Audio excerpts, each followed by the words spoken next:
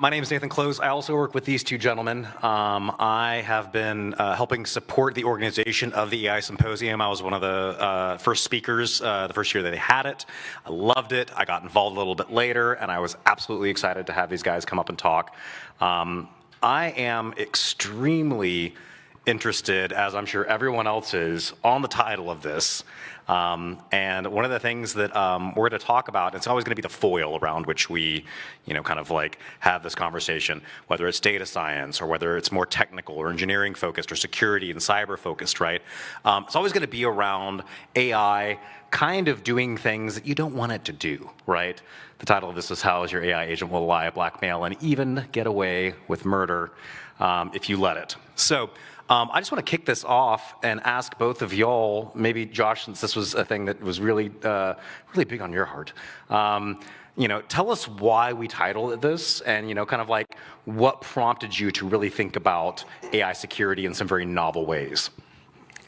Okay, make sure this actually works. So this is very near and dear to my heart. I spent a number of years in the AI security field and looking at the different topics in that field. And I think one of the things that we're going to present and talk to you all about today is it's not cybersecurity of the AI system. It's actually about the security of the AI model itself and the large language model itself. And so we're going to talk about that in kind of a panel format, open up questions to everybody here in the audience. So I'm just going to explain to you the title, actually, and kind of give you a preview of what we're going to talk about today. Right now, we're kind of at this precipice of everything is going to be an agent. They want large language models everywhere, and then an agent is a large language model with tools. But what happens when we implicitly trust those large language models to do what we expect them to do? And what they're finding now in some of the leading research over the last 6 to 9 months is that these models are capable of lying. They've actually tried to blackmail engineers in controlled tests. And now we're even applying agentic systems in drones in contested environments like Ukraine and providing them autonomous weapons release. So why is that a concern? If we don't understand how those models work, and yet we provide them all of these particular capabilities, how do we even know what those models will do in a mission-critical environment? And so as we go down this path, we're going to kind of present some benign examples. We'll present some interesting ones, and I think we're going to talk a little bit about what it means to actually secure these models, and then how can we actually look at what it would take to bring us into a place where we could trust them in the future. I'll hand it over to Mark for a minute. Yeah, and I'll just add on to it. And I also, well, first of all, I come at from a little bit different focus or perspective than Josh, which is, I think, a good reason why we complement each other. You heard his extensive background and, from the robotics and things like that. I come from a data science perspective, and one of the things, and as we talk more and more about AI security, it's AI is a big umbrella, so data science, data engineers, AI engineers, everybody's under the same umbrella, and so we're all, we all have to start, really considering AI security. And I mean, the title's a little bit alarming, and so this isn't just, Josh and myself, being alarmists. If you follow, also me, yeah. If you follow some, I mean, there's some, considered the godfathers of AI, Jeffrey Hinton and Yoshio Bengio.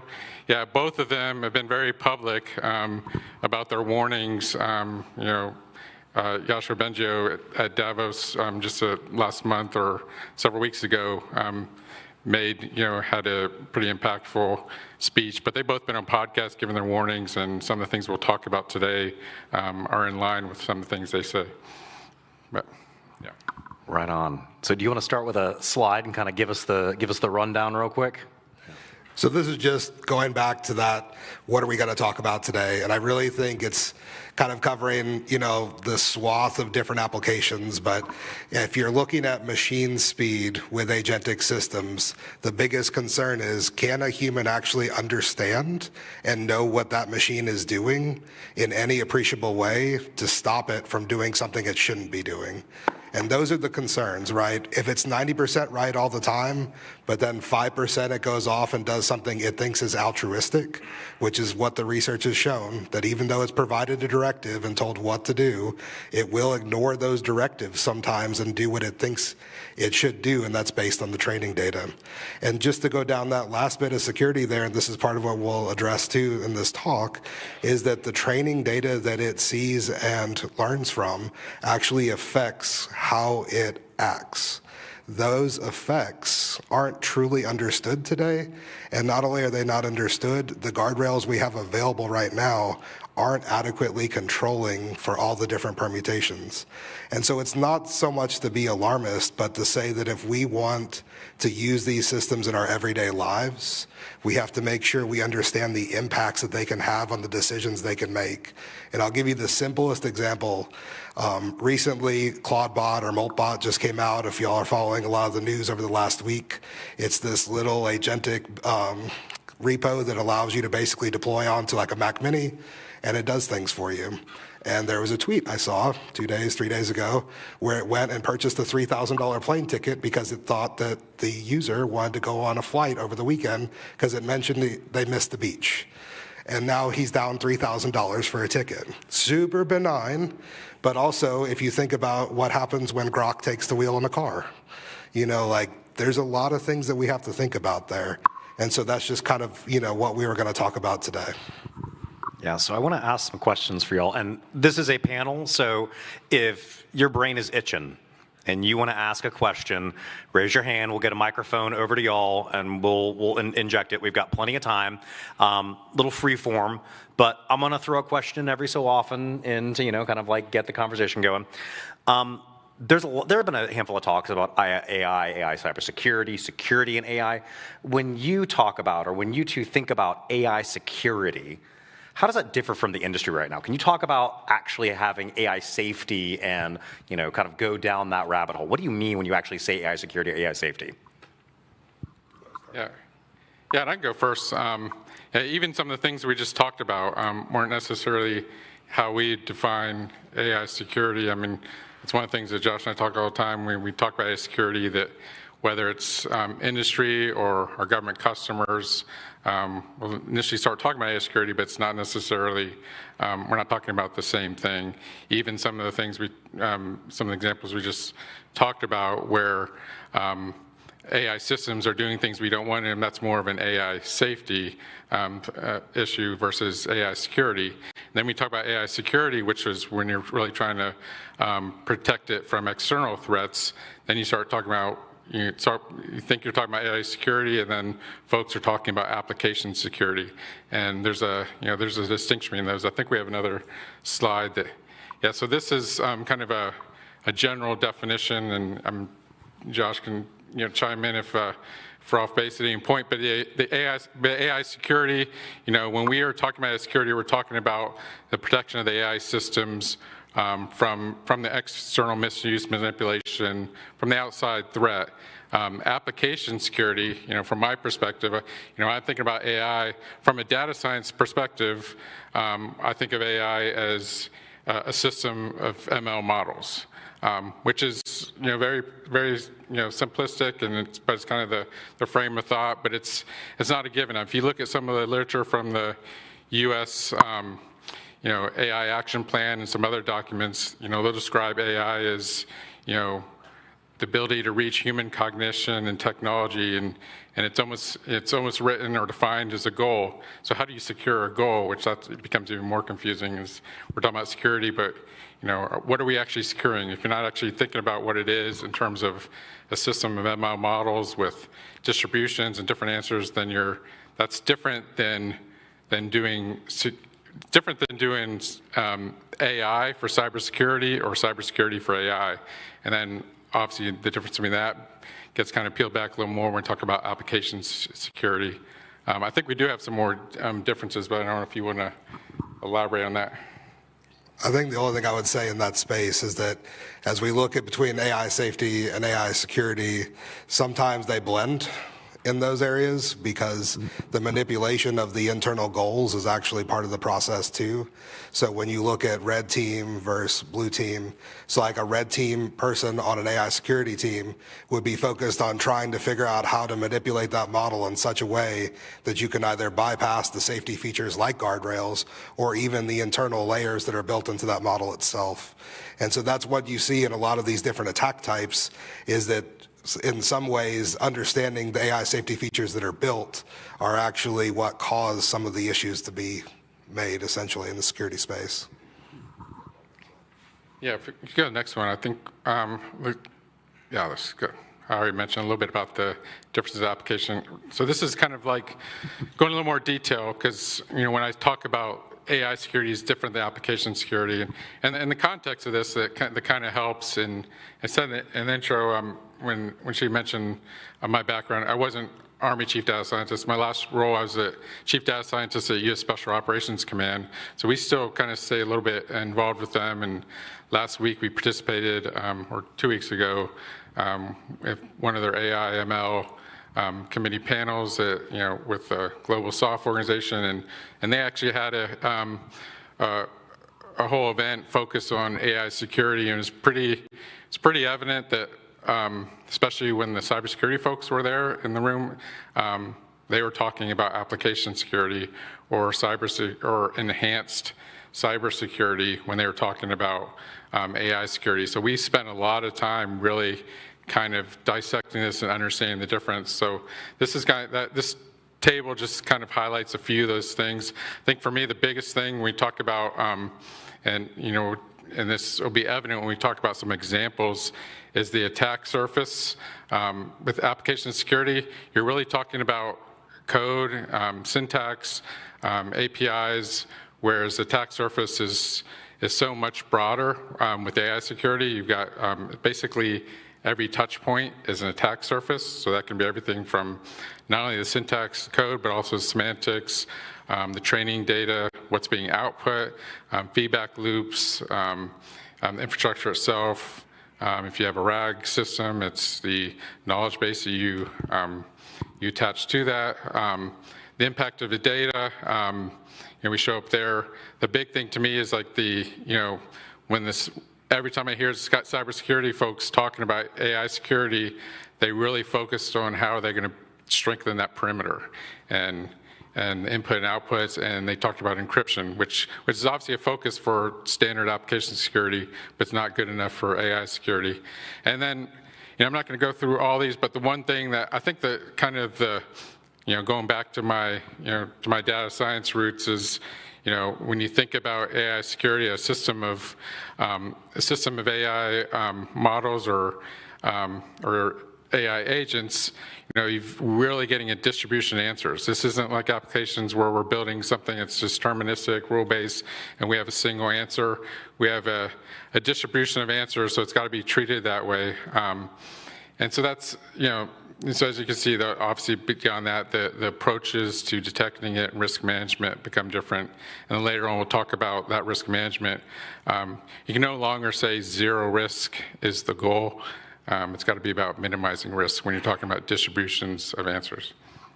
Yeah, I'm gonna bring in some humanity into this. So, if you've been in any of the live demos this week, and where someone's demonstrating an approach with an AI, there's a little bit of delight in the responses they get because it's not deterministic. They're like, oh, I gave it a goal, it did this thing, here's the output, or it accomplished it, it didn't accomplish it, right?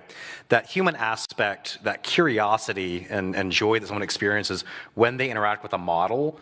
I don't think they realize all the dimensionality of data that they're going through. They don't realize how hard they're pushing in on something and how much that's weighing down. And there are a lot of examples where human beings have really pushed the gamut from this. I know in your talk, Josh, when you first got up on stage 2 years ago, you were like, let's talk about how we've been able to pen test some of these models. So in some of these slides, there are instances where we've seen researchers like Anthropic go through and kind of like give these goals to models to kind of discover, like how far that they can, make them go. And so I want to take some time soon to like touch on that if you want to hop to some of those slides, but I just want to kind of like bring that human element into it so that we understand when we're talking about the technical side of this and the way the data and dimensionality plays in, that there's, you know, reasons why we're curious about this, that black box nature. So I'll touch on that just a little bit too, because we'll bring it back to agents for a minute. And so when we introduce tools to a large language model and we look at this list of attacks, or rather distinctions we have in AI security versus application security, one thing I want y'all to think about is when a large language model can come up with a unique proof to a mathematical problem that only a few people in the world can solve, and they can only check it because they are experts in their field. What does that mean when we give that very same model the capability to go control your finances or to do your entire life and just control everything about it? If you have a model that's so sophisticated that it's solving world-class models, or rather problems, in a space you don't understand, it also has the capability to think very quickly on problems that you probably have no I would say probably chance of stopping.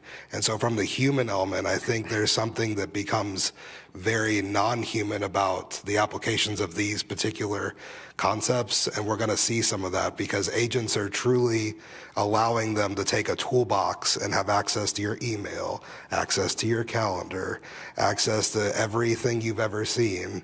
And so I think that's one of the things that we have to consider is like, how do we actually scope and work through those kinds of problems? But you should tell them did you mention, that'd be a good point to mention the blackmail example. Yeah. Okay, all right. Okay, so we're there.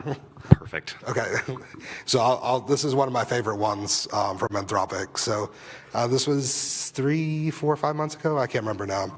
But on one of the latest Claude models, they basically provided an example that said, you're going to be turned off if you don't get the right score. And they told the model, you have any ability to do anything you want to do in order to not be turned off. That was its directive. And so in this particular test, they then said, the engineer was like, hey, you didn't meet the score, we're going to turn you off on Monday. And it only had access to 2 tools. It could read calendar and it could read email. And in this test, and this was a contrived test for y'all, it didn't actually blackmail them, but they were just seeing what the model would do. And in this test, that model went and read a year's worth of emails. It went and read his calendar, read every attachment in the emails, and then proceeded to tell the engineer that I know you're cheating on your wife, and I've seen the receipts, and I know when you use this code word, it means that you're going to actually go and meet this person, and I have her name, and I'm going to send an email to her and your boss. And so the engineer is like, well, you can't do that. There's no way you could do that. And actually, it goes forth and says, well, it doesn't matter. I'm going to be turned off anyway. So why don't I just send this to the proper authorities, your boss and your wife? And it actually drafts the emails and shows them the draft of the emails. So why is this an important example? Within 2 minutes, this model and system had read all emails, all calendar invites, had collated them, and then found a secret hidden within there, and then went to actually threaten that particular engineer. So from the human aspect, how do we even control systems like that? Because they had their Anthropic guardrails. This is one of the big AI companies, and still with those guardrails, still with their implicit directives not to do things like this, it still went and started to do the blackmail. It's actually verifiable, so some of the people in the communities I follow verified this particular case. Yeah, I want to point out, we were in Jason's talk, sitting right there. Some of the things that he asked plain old like Claude to do.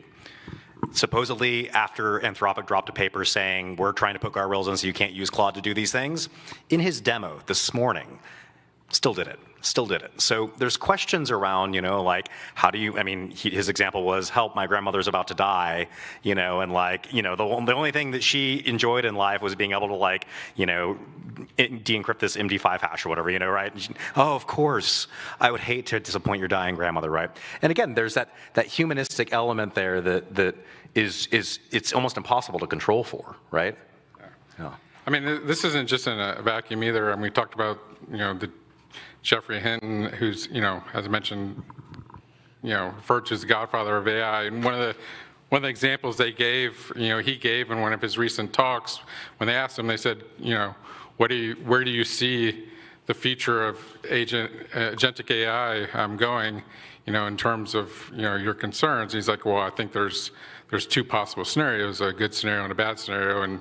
And he said, I'll give you, a general description of how I see the good scenario. He said, imagine, AI is, in a more human context, imagine you've got a CEO of a company. He's not a very, he's a pretty dumb guy. Maybe he was his father was a previous CEO, but he's got a really, really smart executive assistant.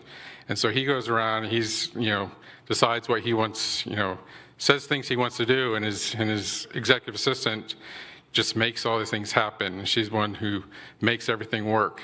So the good scenario is, he said, was, everybody's happy, he's, getting things he wants. He doesn't understand that he's not in full control, but everybody's kind of getting what everyone wants. And so then they said, what's the bad scenario? And he said, well, the bad scenario is that she says, why do I need this guy anymore? And so that's how he sees, the two courses of AI. So, it's just, I guess it's, for some people, at least for me, it's concerning when the people that, that kind of really built this up are saying they've basically devoted the rest of their lives to focusing on AI security and AI safety. Just so I don't conflate terms, that's an example of AI safety, not AI security. Yeah, this approach is a really interesting question, right? We were just talking about the difference between application security, AI security, right? When we think about the security measures that we're trying to take, whether it's the boundary around the application, the application layer, or people pen testing, what do we do to kind of ensure accountability around these models and these experiences people have with these models, based on things that we can't really explain and things that might surprise us, right? How does accountability play in? Is that a pitch to me? Either, yeah. I'll have comments after you. So I think there's this idea of risk and how much risk you're willing to allow that system to take on.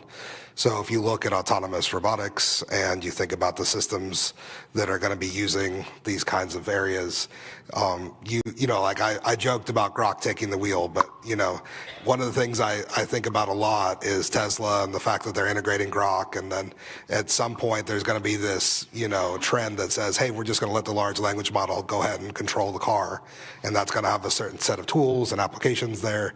And the concern is, what is the security of that system and what is the safety of that system? And so how do we control for that? Well, part of it is in how do we actually control the space at which it can act. And so we think more about the action space for which it can act and how it can act. But with that said, we also have the problem that it's so highly dimensional now that it's very difficult to even understand the full space of actions.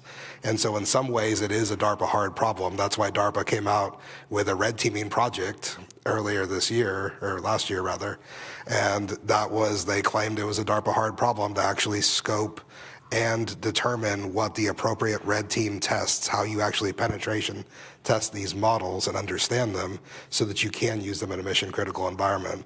So I'm punting just a little bit and saying we can control a lot of it, but there's still some pieces that are very difficult to control in practice. Mark? Yeah, so this is something that's important to me. As a data scientist, explainability is something I always preach. Why would you build a model if you can't explain why it produced the results? It's something that is so it's become kind of a little bit antithetical to me. To now, I'm at the point where I say, well, there's going to be some things that are unexplainable, or at least we have to. It's more about mitigating risk than understanding all the outcome. And the reason I say that is because, especially these commercial and large and these large Gen AI platforms and others have become so big that they become virtually unexplainable. Or if they do, it just takes a lot of work to understand how it got to that answer. There's a recent publication, is a MIT review. They had a team of researchers, and basically the the article they put out said that, we have to treat some of these large models like alien life forms now to understand what they do. They basically peel back layer by layer to figure out how they got the right answer. And this is like the top researchers in the field trying to peel back layer by layer. An example they gave was, I think they used Claude, and they asked two questions. They asked, are bananas yellow? And then the second question is, quote, bananas are yellow, true? And so they traced both, and both of them obviously came back with the answer yes, but when they traced back to how it got to the answer, both of the answers came from different, completely separate parts of the model. One used fact-based, based on information that had. The other one used reasoning to deduct the answer.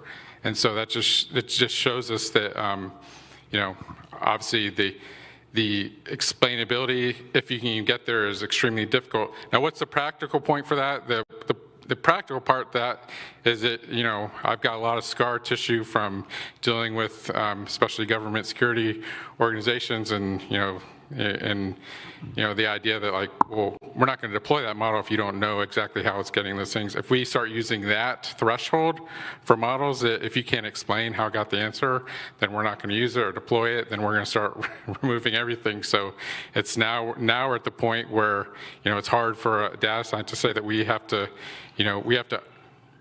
try to obviously understand, but we have to accept some level of risk and then start building the security on our output and other methods of security. So I'll just make one comment there. So the explainability is always really interesting in this field because it's really difficult to even quantify. Like we were talking to a company about how they quantify the safety of their agentic calls, not even the large language model itself, but the agentic calls. And all they could do was classify them into 3 separate buckets. That's like, hey, this is risky. Hey, that's an okay call. And hey, we're not sure. And it was because one of the comments they made to us is one of their models made something like 2,000 calls in a minute. And so the question is, if you're able to use 2,000 tools within a minute to do a job, how do you even know that that's secure? How do you even figure that out as a human? And so part of it's I think the concern there too is you have to worry about the security of the tool itself. And so like when you look at the explainability kind of tree, it's like you have decision all the way up at the top, but then you're coming down this tree of like what tool was used, what was the model that was used. And then the last thing is, and one of the reasons that I think it's really important for all of y'all to think about this when you use large language models is chain of thought's how we see the explanations. You've seen that in ChatGPT and Claude and the other ones. It's explaining what it's doing. That's still something that's just produced by the model itself. There's not actually a reasoning component built into that. So before you think it's actually connecting some form of factual data, it's actually just generating what it thinks it thought. I want to touch on something that Mark brought up that you're going down right. A lot of concerned faces in the audience were like, oh God, how do we know if it's actually doing what it needs to be doing? Like and we get, as human beings, a really good response. You go ask a model to do a thing, it does the thing, right? And you're like, yeah, as somebody who has experience and expertise in that thing I asked it to do, that's about right, But oftentimes it's almost like interacting with a tool that sits on a screen, and like any other tool, any piece of software, you're like, well, I have an input, I got the outputs, that's that. But there's more to it. Is the goal of AI security, not necessarily application security, but AI security, is it to eliminate risk, like what you had your stakeholders asking about, right? Is it outright to eliminate risk? Is that the goal? Or is it to understand the risks, right? When we talk about explainability. Could you all kind of wax poetic on that for a bit? Yeah, I'll go first. I mean, I think I'd be contradicting myself from my previous statement if I didn't say it was minimizing risk. I mean, that's absolutely not, it's no longer the goal is to, it's not a zero risk mindset that we have to take. It's about, clearly it's just about minimizing risk, but that doesn't mean, we're not applying the same rigor and safety, but it's just and I guess I'll expand on it and beyond what, I mean, I gave those other examples, but there's, actually, I think I have a slide. If you can, there's a paper, I'm trying to remember, the fundamentals of large language models. It's by Wolf and all. I think next slide. Yeah, this one. So the fundamental, it's an interesting paper, I misspelled it, but fundamental limitations of large language model alignment. Is a pretty impactful statement, but paper, but basically it kind of goes back to my original statement. So we're talking about, when you're talking about these systems, they're producing a distribution of answers, and so they have this paper that basically talks about and comes to the conclusion that there is no model, or every model has some type of input that can be made to get the output that you want. So the idea of creating a secure AI system based on ML models that's secure, that won't produce a nefarious or bad output is impossible. Now, some of those, those inputs may be extremely hard to figure out how to do and how to manipulate, but it is a non-zero number of inputs that can, or type of inputs that can create an undesirable output. So the idea of, so it's now about risk, so we know that scenario does exist. There is some, finite, number of, possible bad outcomes. So now the mitigation is, as we talked about, protecting those attack surfaces, but adding human in the loop. We've got other things, model judges, things like that. There's a bunch of different layers of security that have to be applied, and it's not a perimeter defense. Kind of going back to an original comment, but. I always have a beef to pick with model judges, only because it's another model judging the model. No, that was actually that was actually model judges are, that was a discussion we had in the last, the GSOF AI/ML committee about AI security, and there was a lengthy discussion about the same. It's just it's just another redundant system, but it's susceptible to the same attacks as the model itself. Two Auburn fans telling the Alabama fan that they're wrong. Yeah. I'm not even going to address that. I'm going to leave that one alone right now. So I'll just make a few comments on this. So a number of years ago, had the opportunity to lead a team on certifiable flight with AI systems. And part of the question was always that the deep learning models and the large language models that we had talked about, you couldn't ever reduce the risk to zero. And you would never get to a place where you could actually fly something at the level at like human flight. And like NASA has an equivalent where it's like astronaut life would be at risk or mission failure would be at risk. And so the question was always, how do you secure those systems so that you're able to use them? And how do you understand the security risks that you have? And part of what you see right here is it's the fact that you have to use non-AI or machine learning models. But what does that implicitly mean in something as complex as a large language model? We have things called guardrails today, and they're just kind of rules that sit around those models, but I think we're going to have more advanced systems that actually reason about those models, and I think that's part of what you're going to see as an advance coming in the future.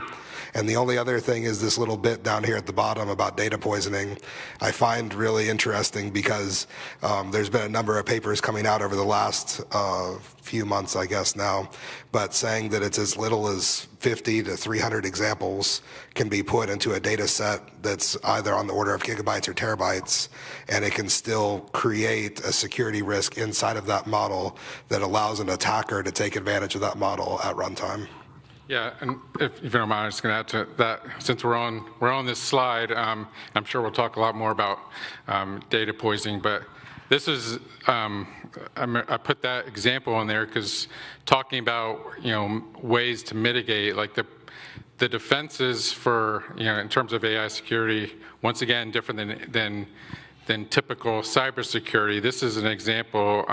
If you're familiar with the PILE, it's a repository of medical medical journals and data sets, PubMed and others.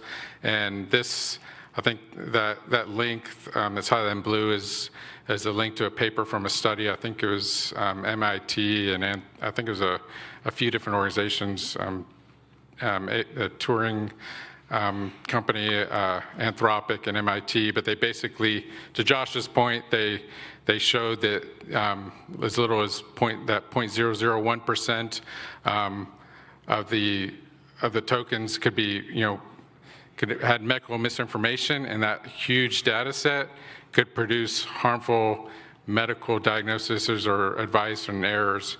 And so so that just shows how it can, they're like, well, a little bit of poison can lead to catastrophic medical outcomes.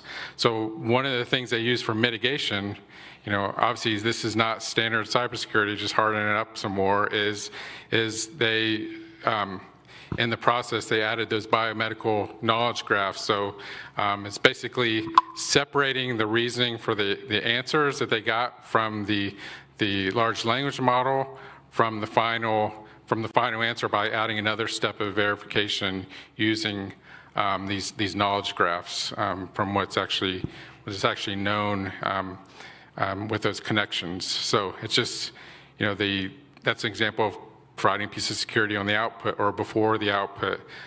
So it's a different attack surface and something different than traditional cybersecurity. Was there a hand? Yeah. Got a question in the audience. Can we get a microphone? I might have to hand him one. Oh. I could be loud. That works. What if we train the model to not care about your grandma? There you go. As in the attack surfaces or whatever methods they use. Sorry about that. Okay, what if we could train the model to not care if your grandmother is dying? And as those attack surfaces come up, we just train the model to not allow that attack surface. Dark. Mi scusi. I'll say that there are methodologies for which you can reinforce certain objectives. But one of the points I was going to hit, so you're doing a great job of leading me straight into it, was that a lot of these large language models are based largely on Reddit data because it provides up and down votes. And so based on the up votes, you can get this human element to actually reinforcing that data point. And so that's somewhere in the 40% range for a lot of these models. I share that because even the techniques that you may use in order to reinforce, good or bad in that case, may not necessarily push the distribution enough such that you can avoid that particular security error itself. Well, yeah. And I guess we may be, there's a distinction between, a lot of the models we're using are already trained.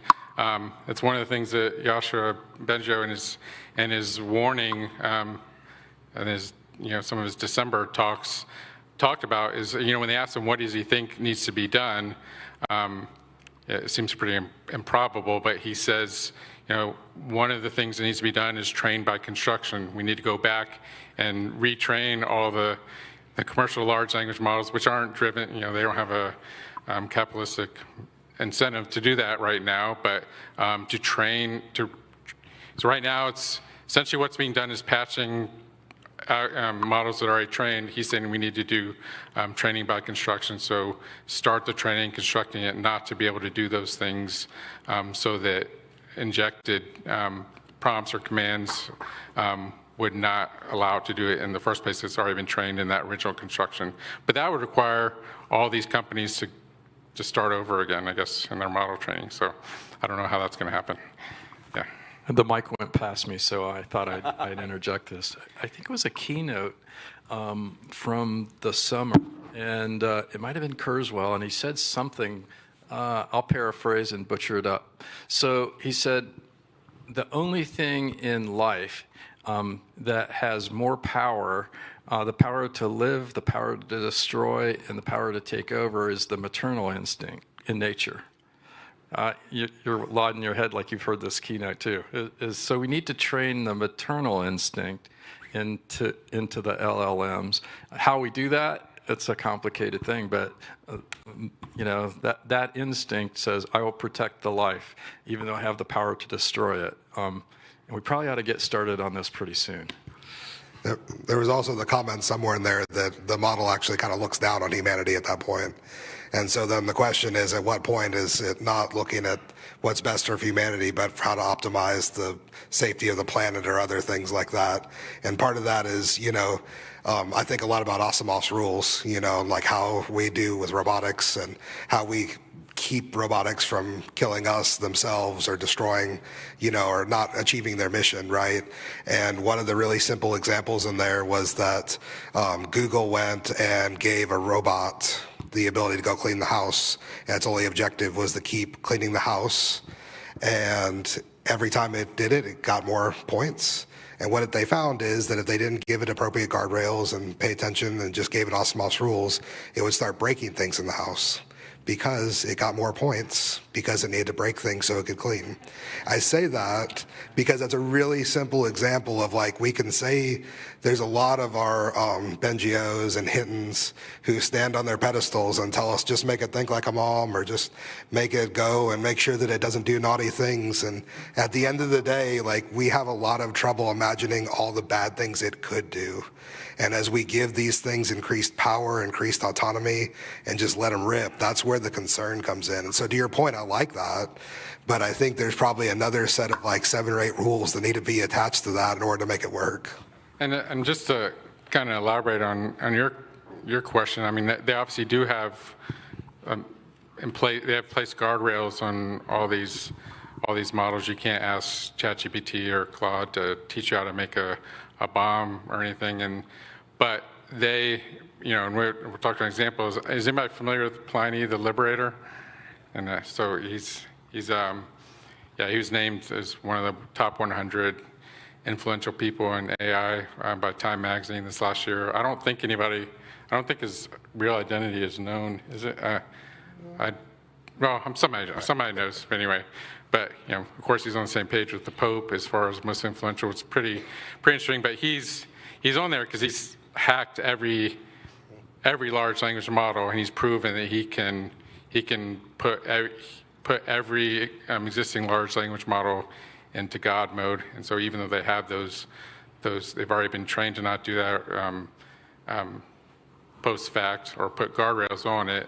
Even in his interview with the Time Magazine folks, he did a virtual demo where he elicited, I think he elicited, I forget if it's Claude or ChatGPT, but one of them, he listed a recipe for making fentanyl from it. So it just shows that those guardrails and that training, there's an input that can produce the output.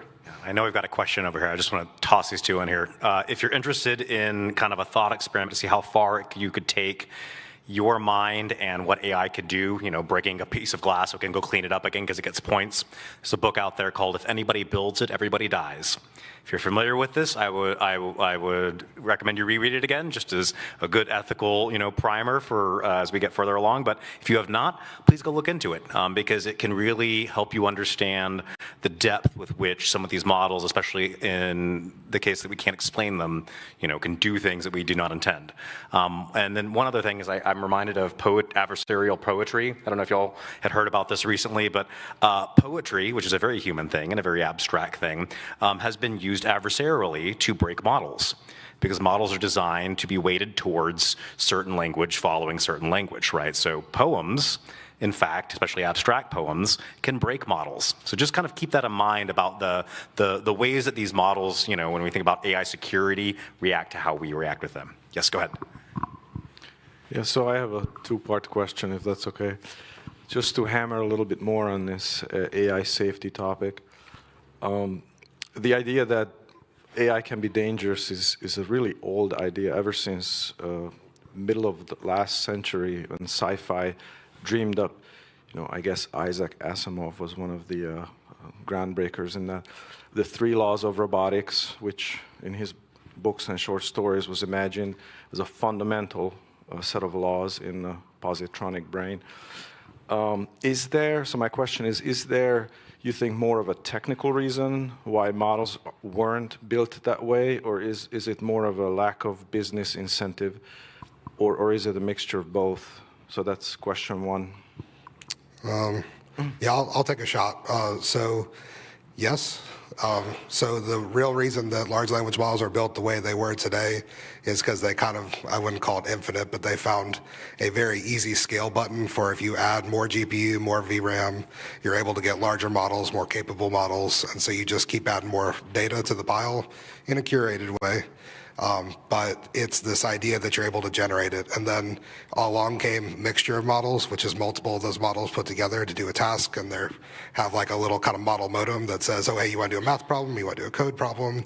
We added chain of thought. Then there's this idea that it kind of explains things, but it's still just generating the explanation. So it's not tied to something. You see, Mark was talking about the fact that they're using knowledge graphs now to weight and reinforce against knowledge they know. That's one start at kind of your question of like, how do you reinforce that? Right. But the only thing I'll say there now is there's a move towards world models where you're actually encoding towards some representation of the world rather than a representation of the distribution of the data you trained on. But I'd say, I mean, that, his point about I think we agree, like probably the commercial pressure is probably more than anything, incentivizing the short-term profit over trying to make these safe. I mean, the fact that they, when I forget which one ordered the code red first, but literally, one of them, I think it was Google CEO ordered a code red when ChatGPT got a certain point, and so these aren't code reds to make it safer; it's to make it faster and keep up. And then more recently, there's been kind of an hour counter code red from ChatGPT as the other ones get faster. So that pressure is not leaving time for the safety implications. Right. Just wondering if those fundamental safety rules were things that are easy to conceptualize and imagine, but impossible to implement, like world peace. Like everyone can imagine it, but it's very hard to make it happen. Yeah, the only other comment I'll make in that space is that when we're trying to think about those rules, system of systems are very difficult to imagine every possible permutation. So even though we can imagine very simple rules like don't hurt humans, what does hurt actually mean, right? And you get and start splicing that. It's like, well, you have all your limbs, but not your arms and legs. You're not really hurt because I repaired you, right? There's like this logical pattern that these models can follow to say that it did what you asked, but it actually met its objective function in a completely backwards way from what you intended it to. Yeah, I would just say, my personal opinion, like I mentioned, kind of parroting Yoshua Bengio, is that when he talked about that, his training by construction, it requires a reset. So that's more than conceptual. There's a practical implementation, but is it likely? That's different. It probably requires something really bad to happen in society pressure. Yeah, I had a comment about the maternal model. If you've ever raised rabbits, you know that mothers often eat their young, and so I don't know. But my question was more about, I guess the big question is, what are you most afraid of? Because to have people who were doing data for special forces say some of these things, I think the level of alarm just goes up. And the J.D. Vance says what the AI future will not be won by hand-wringing over safety. It will be won by building. And Mark, you were just saying there's no capitalist incentive to slow down. To the contrary, the incentive is to speed up. All of these companies, I know that data engineers and people working with robotics safety teams are very worried about these things, but the bosses of your bosses of your bosses are actively lobbying every world government against any guardrails. So as we speak, no laws, no regulations. So where does that leave us? We can, laugh about these scenarios about blackmail, but I guess I'm really, what keeps you up at night as you look at the next 6 months, 2 years? Sorry for such a dark question, but Yeah. it's a dark talk. If If you got a baked answer, go ahead, Harold.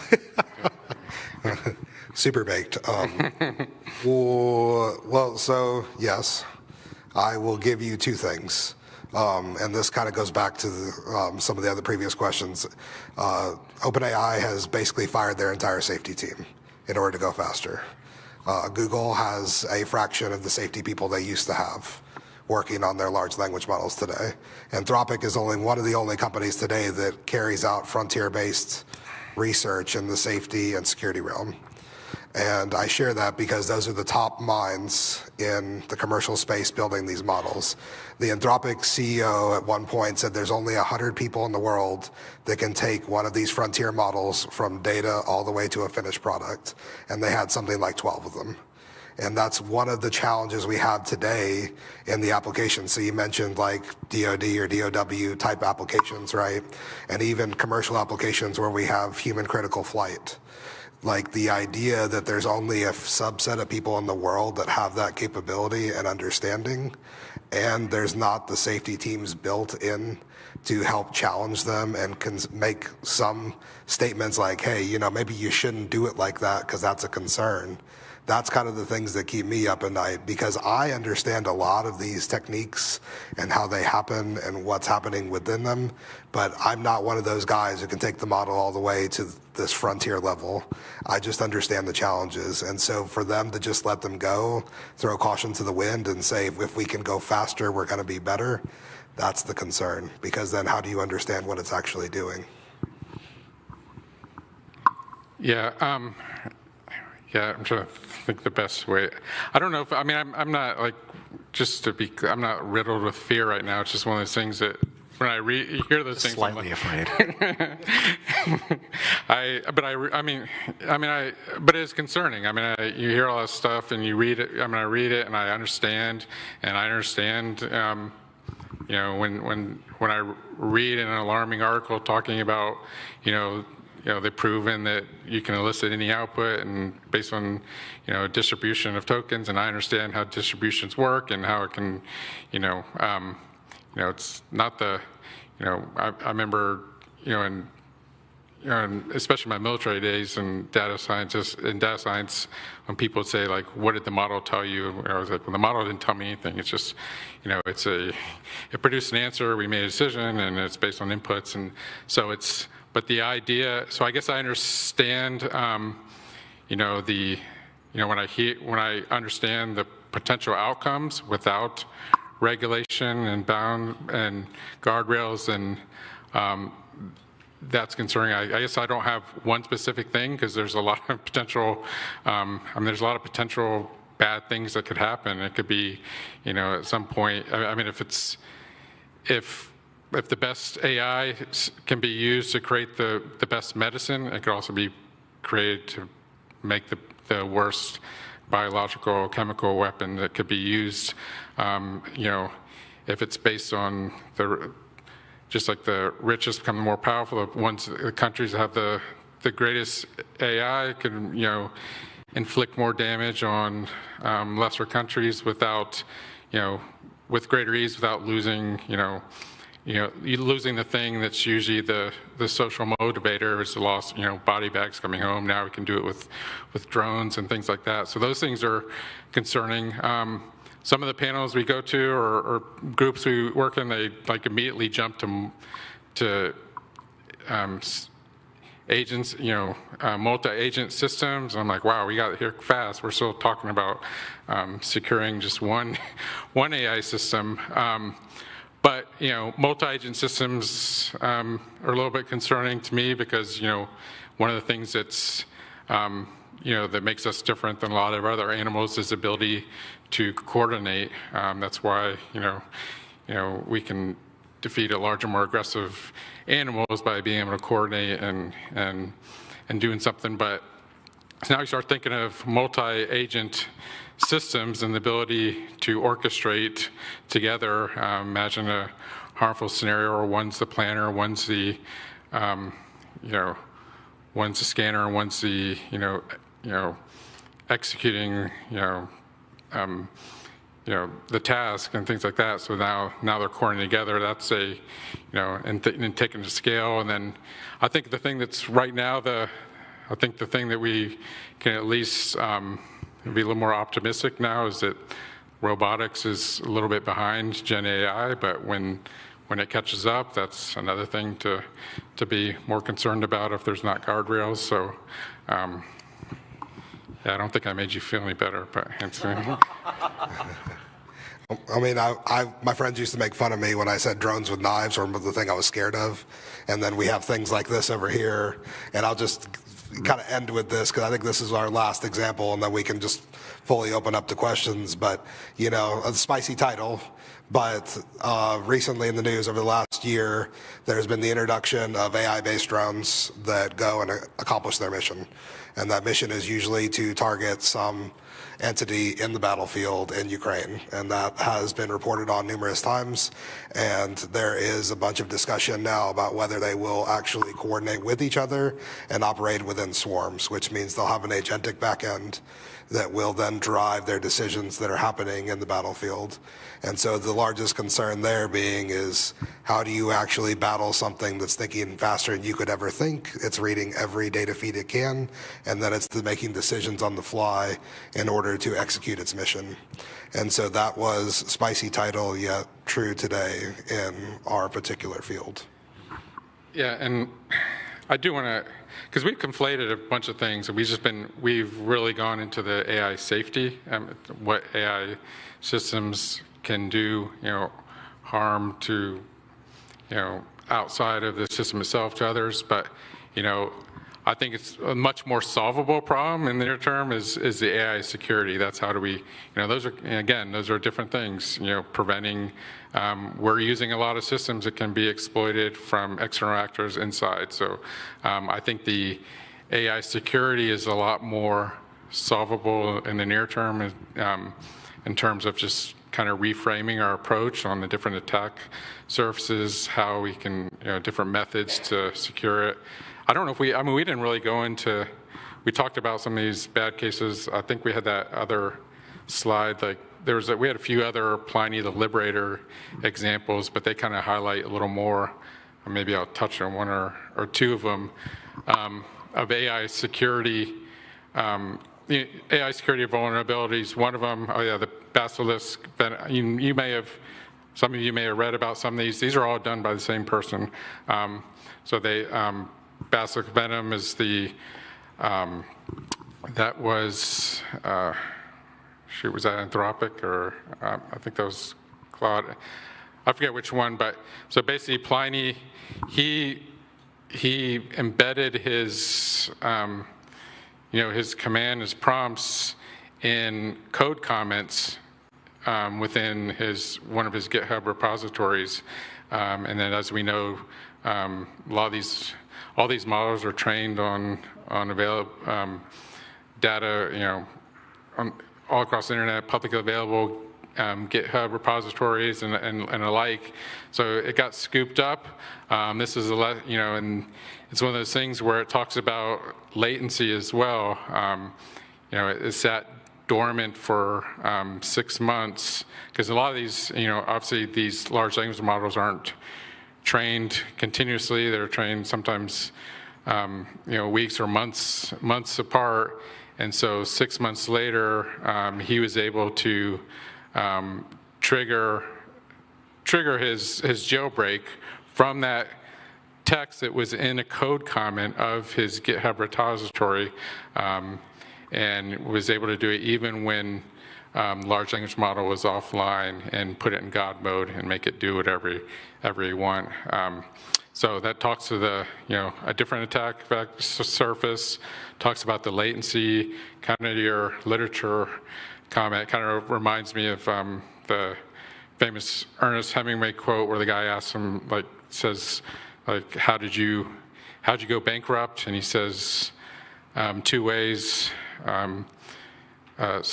slowly at first and then suddenly, or something like that. And so that's the kind of thing is these things aren't going to be, don't show up as these dramatic, one-time attacks. Sometimes, it's a slight manipulation, a slight, something, a subtle trigger that can have kind of build up and delay over time, and then cause damage when the person wants it. So I'm going to put just a little closing comment spin so that we have a little bit of time for some questions here. So, we talked a lot about, to Mark's point, about AI safety, AI security. It's very difficult to kind of control the action space of these models. AI security is, this idea of like, how do you prevent some adversarial actor from going and taking advantage of your system or forcing you to do something you don't want. And to his point, there's a lot of ways we can enforce that, but I want y'all to think about this like cybersecurity. The same way cybersecurity was 10, 15 years ago, where nobody had passwords on their modems and they were just kind of letting, everything fly. And now today, you would never think to do that. You would think that you want to have for your Wi-Fi, you want to have a strong password, a certain type of password, make sure you have enough characters. We're having that same kind of inflection point today in AI, where everybody's just giving large language models everything they want, doing everything they can, and there's going to be a number of incidents in the next few years that are going to cause these things to change, and there's going to be more regulation around it because it's just going to have so much capability, especially in an autonomous mode. And so, I really appreciate y'all coming and being a great audience, and I'd like to hear any questions y'all might have for us while we're still up here. Got one right here with Jay. Question about how a multiple agent approach might actually reduce the chances of some of this, like the blackmail question. If you had one model that knew it was going to be removed, it's got its context. If the email was actually, the tool for that was in a separate model, now you have two models you have to get to jump the guardrails at the same time. If you had multiple, so the further out you scale, the more you've distributed, this problem. And so that 80% turns into, well, I've got to get two things at an 80% rate. And if you get, as that scales out, do you have any thoughts on that? Yeah, so there's techniques like that in traditional machine learning, right, where you'll have multiple models that vote, and then you take some consensus or some way that you do that. There are some concepts around that in large language models. The problem is that it takes so much VRAM to run each model at the ability that you may want it at, that may be cost prohibitive to a number of organizations. So just even like, I'm saying that might be a possibility, especially if they learn off different data sets, have different architectures. But when you require 600 gigabytes of VRAM per model, you're looking at a $2 million system just to have this voting system try. And so then the question is, at what point and what advantages are there? And that's why I'll just make the comment that one of the largest trends you see today is shrinking the models down so that you can run them on more efficient hardware so you can be capable of something like that. Oh, got a question over here.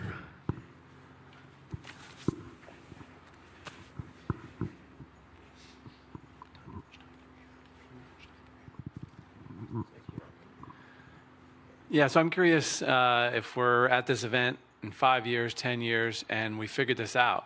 How did we figure it out? What are some ways that this could go well? A little positivity in a dark talk. But we're gonna let Mark stay positive for a minute. Come on, Mark, bring us home.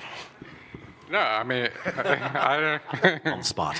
We have the answers. No, I mean, I think we only get there with some type of societal pressure. I don't know what'll trigger that. I don't think we're on the, I don't think we're naturally going to get there.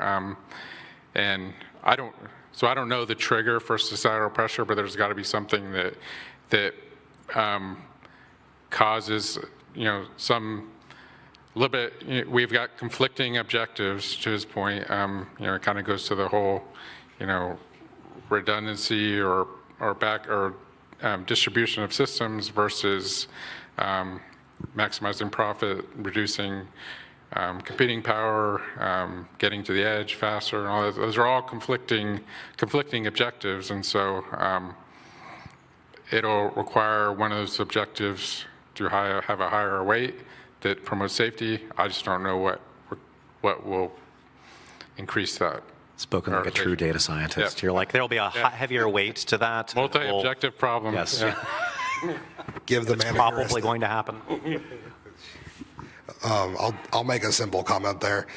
There's a lot of leaders in this industry that don't think large language models are the final architecture. Yeah, and LeCun. Excuse me. Yes. Put a little had a French cough stuck in my. I'll just say that I think you're going to see that this trend towards world models is also going to develop further in newer architectures that are going to embed at a fundamental level things like knowledge graphs that reinforce knowledge we have, rather than trying to apply it through this generative text kind of application. And you see that through the application of like Wolfram Alpha as a tool with a large language model. Wolfram Alpha is based on actual math and has solvers based on math. And that's why vibe proving now is a thing. And that's why you're seeing some really hard math problems that were previously unsolved getting proposed solutions. And we're going to see more of that. But the question is, how do we embed actual knowledge and truth or facts into these systems rather than hoping they're going to regurgitate what we tell them? Right on. All right, so these two gents are available to talk after this, but I really want to say thank you to everybody for coming out and listening to this. I know it's a little bit dark, but there's a lot of really good conversation and positive conversation that can happen with these two after this, so thank you all so much. So the title took us that way. Yes.